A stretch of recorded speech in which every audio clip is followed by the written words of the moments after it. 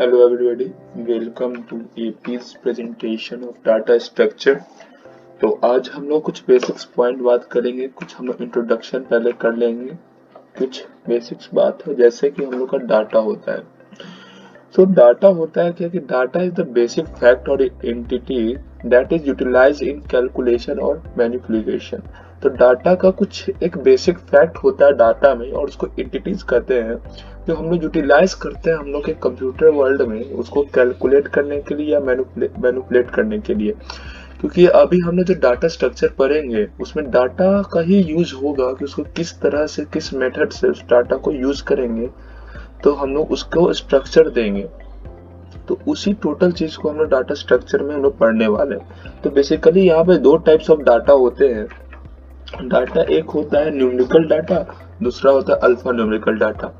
तो numerical data मतलब आप समझ रहे हैं वर्ड्स मीनिंग कि नंबर जिसमें रहता है वो न्यूमेरिकल डाटा हो जाता है। और अल्फा न्यूमेरिकल डाटा हो गया कि वैसा डाटा जिसमें नंबर्स और लेटर दोनों का कॉम्बिनेशन हो, वैसा डाटा को हम लोग अल्फा न्यूमेरिकल डाटा कहते हैं। तो कुछ बेसिक्स पॉइंट्स थोड़ा सा जान लेते हैं। जैसे कि डाटा का अपना एक नेचर होता है जो अंडरगोज होता है सर्टेन ऑपरेशन के लिए। मतलब हर डाटा का अपना एक नेचर होता है और वो अपना सर्टेन ऑपरेशन परफॉर्म करता है अपने डाटा के अकॉर्डिंग। जैसे कि हम लोग देखते हैं इंटीजर और फ्लोट हुआ, वो नंबर्स हुआ। इंटीजर और फ्लोट हम लोग का नंबर्स हुआ और इसीलिए वो न्यूमेरिकल डाटा टाइप्स में आते हैं। लेकिन जैसे कि हम लोग देख सकते हैं कि डाटा कभी कभी सिंगल वैल्यू भी हो सकते हैं और कभी कभी ग्रुप्स ऑफ वैल्यू भी हो सकते हैं जो processed by the organisation in a particular fashion. जो हम लोग का ऑर्गेनाइज्ड किया जाता है एक पार्टिकुलर तरीका से, वो ग्रुप ऑफ डाटा हो या सिंगल डाटा हो, उसको ऑर्गेनाइज किया जाता है एक पार्टिकुलर तरीका से। तो इसी ऑर्गेनाइजेशन को हम लोग कहते हैं स्ट्रक्चरिंग ऑफ डाटा। और यही जो हम लोग ऑर्गेनाइज करते हैं, जब डाटा को ऑर्गेनाइज करते हैं एक पार्टिकुलर मेथड से या पार्टिकुलर तरीका से, तो उसी चीज को हम लोग स्ट्रक्चरिंग ऑफ डाटा करते हैं। और यही से हमारा mission of studying data structure start होता है। हम लोग यही सब डाटा स्ट्रक्चर का मतलब समझते हैं कि क्या करना है, कि हम लोग को डाटा को हर एक डाटा को अपना स्ट्रक्चर दे के हर एक तरीका से उसको अरेंजमेंट करना ही हम लोग का डाटा स्ट्रक्चर हो जाता है। तो अब हम लोग डाटा स्ट्रक्चर के बारे में कुछ जान जाते हैं, कुछ उसके डिफिनेशन को जानते हैं कि जैसे क्या होता है। Data structure is representation of logical relationship existing between individual element of data. मतलब कि डाटा स्ट्रक्चर रिप्रेजेंटेशन हुआ हम लोग का क्या चीज का, लॉजिकल रिलेशनशिप का। यानी नहीं कि सिर्फ कोई भी डाटा हो और कुछ भी उसमें जोड़ दिया, वैसा नहीं होता है। उसका एक लॉजिकल रिलेशनशिप एग्जिस्ट करना चाहिए हर एक एलिमेंट में, इंडिविजुअल एलिमेंट ऑफ डाटा। जितना भी उस डाटा स्ट्रक्चर में जितना भी एलिमेंट है, उस डाटा का हर एक का एक लॉजिकल रिलेशनशिप होना चाहिए। अगर दूसरे वर्ड में हम लोग ये भी कह सकते हैं, a data structure is a way of organizing all data items that consider not only the elements stored but also their relationship to each other। मतलब डाटा स्ट्रक्चर एक तरीका है ऑर्गेनाइज करने का हर डाटा आइटम को।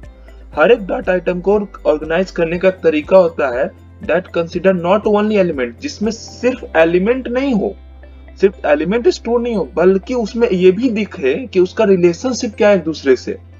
उस टाइप चीज को हम लोग डाटा स्ट्रक्चर कहेंगे। Data structure can be defined as the group of data elements which provides an efficient way of storing organizing data in the computer so that it can use it efficiently।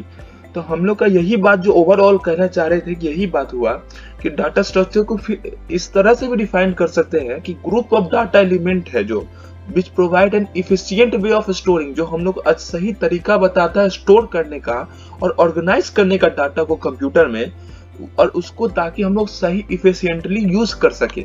ये method को हम लोग data structure में डालते हैं। कुछ example होते हैं डाटा स्ट्रक्चर के, जो हम लोग एरे, हमको जो आप अगर आप सी पढ़ चुके हैं, हम लोग डाटा स्ट्रक्चर में सी पढ़ रहे हैं, तो आप एरे जरूर पढ़े होंगे। तो वो एक एरे भी हम लोग अरेंजमेंट ऑफ डाटा चल रहा था, तो वो भी एक तरह का हम लोग का डाटा स्ट्रक्चर में आ जाता है। फिर लिंक लिस्ट हम लोग पढ़ेंगे आगे, फिर स्टैक पढ़ेंगे, फिर क्यू पढ़ेंगे, और ऐसे ही बहुत सारे मेथड और भी हैं, उसको हमें पढ़ना है। तो हम लोग थोड़ा डाटा स्ट्रक्चर को थोड़ा जान लेते हैं कि उसमें क्या क्या होता है, कैसे उसका क्लासिफिकेशन है डाटा स्ट्रक्चर का, हम लोग ये जान लेते हैं। डाटा स्ट्रक्चर क्लासिफाई होती है टू पार्ट्स में, जिसका नाम है प्रिमिटिव डाटा स्ट्रक्चर, दूसरा होता है नॉन प्रिमिटिव डाटा स्ट्रक्चर। फिर non primitive data structure divided है टू पार्ट्स में, एक है लिनियर डाटा स्ट्रक्चर, दूसरा है नॉन लिनियर डाटा स्ट्रक्चर। अब यहाँ पे हम लोग लिनियर डाटा स्ट्रक्चर में आते हैं, तो जिसमें स्टैटिक वे होता है, एक डायनेमिक वे होता है। स्टैटिक वे में एरे आ जाता है और डायनेमिक वे में लिंक लिस्ट आ जाएगा, स्टैक आ जाएगा और क्यू आ जाएगा। वही नॉन लिनियर में क्या आ जाएगा, हम लोग का ट्री आ जाएगा और ग्राफ आ जाएगा। तो ओवरऑल अभी तक हम लोग डाटा स्ट्रक्चर कुछ बेसिक्स पॉइंट जाने हैं। आगे के वीडियो में हम लोग डाटा स्ट्रक्चर के टाइप्स के बारे में जानेंगे कि डाटा स्ट्रक्चर के टाइप्स, ये प्रिमिटिव नॉन प्रिमिटिव, प्रिमिटिव क्या कहना चाहता है, ये लिनियर नॉन लिनियर क्या कहना चाहता है, ये लिंक लिस्ट क्या होता है, स्टैक क्या होता है, क्यू क्या होता है, ये सब चीज हम लोग एक एक करके इसको कवर अप करेंगे। That's all, thank you so much.